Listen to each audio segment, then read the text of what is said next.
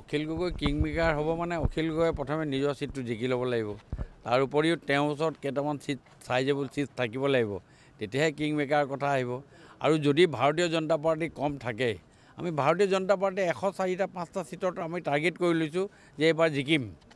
আৰু তেতিয়া কিংমেকাৰ কথাটো ক'ত আহিলে? কিংমেকাৰ কথাটো যদি আমি ছিট 40টা পাওঁ তেতিয়াহে কিংমেকাৰৰ কথাটো আহিব।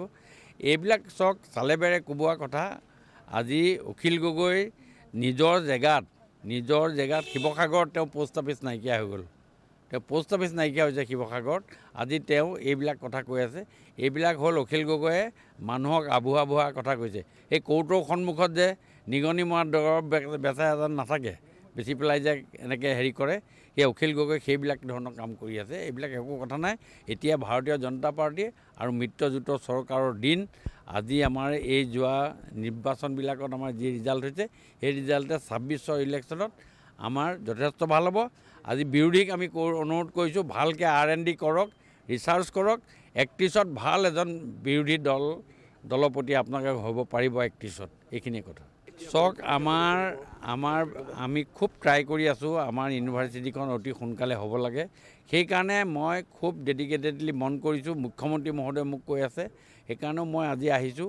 আৰু তেওঁলোকৰ ইয়াত কিখিনি কাম হৈছে, কিমান প্ৰগ্ৰেছ হৈছে, যোৱাবাৰ আহোঁতে আমি কিমানখিনি চাইছোঁ, সেই কামখিনিৰ লগত আৰু কিমান কাম হৈছে, পাৰ্টকৈ আমি গোটেই বস্তুটো চাইছোঁ। সেইকাৰণে মই ঘনেপতি ইয়ালৈ আহি আছোঁ, আহি যাতে কামটো সোনকালে হৈ যায় আৰু আমাৰ এই ইউনিভাৰ্চিটিখন মানে আমাৰ ফাংচন আৰম্ভ হ'ব পাৰে বহুত সোনকালে। আমি জুলাইত টাৰ্গেট লৈছিলোঁ, কিন্তু ইফাল সিফাল কৰি আমি যেনে তেনে আমি অক্টোবৰৰ ভিতৰত আমি কৰোৱাৰ কাৰণে আপ্ৰাণ চেষ্টা কৰিছোঁ আৰু কৰিম বুলি মানে ডিটাৰমাইন কৰিছোঁ যে কৰিম। আমি অখিল গগৈ কিংমেকাৰ হ'ব মানে অখিল গগৈয়ে প্ৰথমে নিজৰ ছিটটো জিকি ল'ব লাগিব।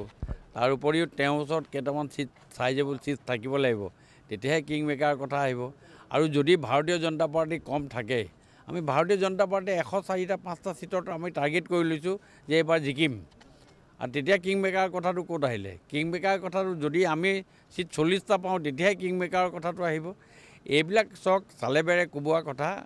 আজি অখিল গগৈ নিজৰ জেগাত শিৱসাগৰত তেওঁ পোষ্ট অফিচ নাইকিয়া হৈ গ'ল। তেওঁ পোষ্ট অফিচ নাইকিয়া হৈছে শিৱসাগৰত। আজি তেওঁ এইবিলাক কথা কৈ আছে। এইবিলাক হ'ল অখিল গগৈয়ে মানুহক আবুহা কথা কৈছে। এই কোৰ্টৰ সন্মুখত যে নিগনি মৰা দৰৱ বেচা এজন নাথাকে, বেচি পেলাই যে এনেকৈ হেৰি কৰে, সেই অখিল গগৈ সেইবিলাক ধৰণৰ কাম কৰি আছে। এইবিলাক একো কথা নাই। এতিয়া ভাৰতীয় জনতা পাৰ্টি আৰু মিত্ৰজোঁটৰ চৰকাৰৰ দিন। আজি আমাৰ এই যোৱা নিৰ্বাচনবিলাকত আমাৰ যি ৰিজাল্ট হৈছে, সেই ৰিজাল্টে 26ৰ ইলেকশ্যনত আমাৰ যথেষ্ট ভাল হ'ব। আজি বিৰোধীক আমি অনুৰোধ কৰিছোঁ, ভালকৈ R&D কৰক, ৰিচাৰ্চ কৰক। 31ত ভাল এজন বিৰোধী দলৰ প্ৰতি আপোনালোকে হ'ব পাৰিব 31ত। এইখিনিয়ে কথা। চাওক, আমি খুব ট্ৰাই কৰি আছোঁ আমাৰ ইউনিভাৰ্চিটিখন অতি সোনকালে হ'ব লাগে।